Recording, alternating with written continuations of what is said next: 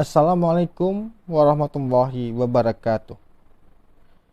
Saya Humam Maulana dengan NIM 217026011 dengan dosen Pak Sontang Sihotang. Kali ini saya akan mempresentasikan tugas saya mereview jurnal dengan judul Superkonduktivitas dan Tenaga Listrik, yaitu janji-janji masa dulu, masa kini, dan masa depan. Oke, baiklah. Pertama-tama kita harus berterima kasih kepada Bapak Heike Kamerlingh-Onnes, yaitu Bapak yang pertama kali menemukan fenomena konduktivitas. Superkonduktor pertama kali ditemukan oleh seorang fisikawan Belanda, yaitu Heike Kamerlingh-Onnes dari Universitas Leiden pada tahun 1911. Pada tanggal 10 Juli 1908, Onnes berhasil mencairkan helium dengan cara mendinginkan hingga 4 Kelvin atau 269 derajat Celcius. Kemudian pada tahun 1911, Onnes mulai mempelajari sifat-sifat listrik dari logam pada suhu yang sangat dingin. Pada waktu itu telah diketahui bahwa hambatan suatu logam akan turun ketika didinginkan di bawah suhu ruang. Akan tetapi belum ada yang dapat mengetahui berapa batas bawah hambatan yang dapat dicapai ketika temperatur logam mendekati 0 Kelvin atau 0 mutlak. Onnes kemudian mengalirkan arus pada kawat merkuri yang sangat murni dan kemudian mengukur hambatannya. Sambil menurunkan suhunya, pada suhu 4,2 Kelvin, Onnes mendapatkan hambatan tiba-tiba menjadi hilang.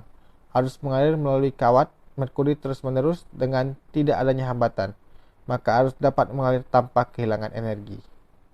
Percobaan Onnes dapat mengalirkan arus pada suatu kumparan superkonduktor dalam suatu rangkaian tertutup dan kemudian mencabut sumber arusnya, lalu mengukur arusnya 1 tahun kemudian. Ternyata arus masih tetap mengalir. Fenomena inilah yang kemudian oleh Onnes diberi nama superkonduktivitas. Atas penemuannya ini, Onnes dianugerahi Nobel Fisika pada tahun 1913.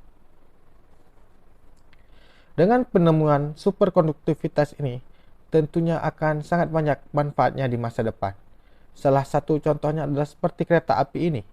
Kereta api dulunya menggunakan bahan bakar batu bara yang tidak ramah lingkungan dengan karbonnya. Namun dengan superkonduktivitas, ditemukanlah Shinkansen, di mana kereta dapat melaju dengan sangat cepat dan tentunya ramah lingkungan. Superkonduktivitas atau superkonduktor dibagi menjadi dua, yaitu tipe 1 dan tipe 2. Superkonduktor tipe 1 hanya mempunyai satu harga medan magnet kritis atau disebut Hc.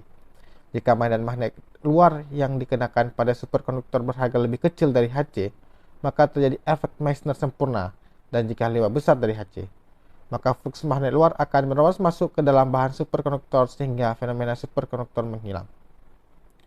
Superkonduktor tipe 2 mempunyai dua harga, medan magnet kritis yaitu Hc1 atau medan kritis rendah dan Hc2 atau medan kritis tinggi. Superkonduktor tipe 2 akan bersifat sama dengan superkonduktor tipe 1 ketika magnet luar berharga lebih kecil dari Hc1. Jika medan magnet luar berharga antara Hc1 dan Hc2, maka sebagian flux magnet akan menerobos ke dalam bahan superkonduktor, sehingga superkonduktor dikatakan berada dalam keadaan campuran atau mixed state. Selanjutnya, bahan akan kehilangan sifat superkonduktifnya ketika medan magnet luar berharga lebih besar dari Hc2. Pada masa lalu, ditemukanlah low temperature superkonduktor. Apa itu low temperature superkonduktor atau disebut superkonduktor suhu rendah?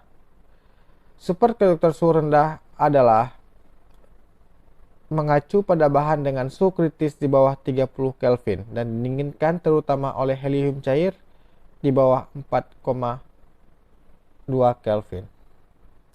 Contohnya adalah Rutherford cable dan multiplexed cables. Yang paling umum digunakan ada kabel listrik. Pada masa kini ditemukanlah high temperature superkonduktor. Apa itu? Kabel superkonduktor didasarkan pada bahan superkonduktor khusus yang didinginkan hingga suhu sangat rendah, misal sampai minus 180 derajat Celcius, menggunakan nitrogen cair atau helium cair. Untuk mengaktifkan fenomena superkonduktivitasnya atau resistensi sangat rendah. Apa keuntungan menggunakan HTSC? Kabel HTSC mempunyai beberapa keunggulan. Di antaranya adalah lebih mudah dan waktu instalasi yang lebih singkat. Lalu dampak rendah terhadap lingkungan dan daya dukung daya yang sangat tinggi. Di masa depan, diharapkan dan sudah ada beberapa blueprint yang akan ditemukan tentang superconducting electricity pipeline, di mana seperti gambar ini menggunakan liquid nitrogen cair sebagai penghantar listriknya. Tentunya dengan penemuan baru ini akan mempermudah dalam pengaplikasian dan penggunaannya. Sekian presentasi dari saya. Terima kasih. Lebih dan kurang saya mohon maaf. Assalamualaikum warahmatullahi wabarakatuh.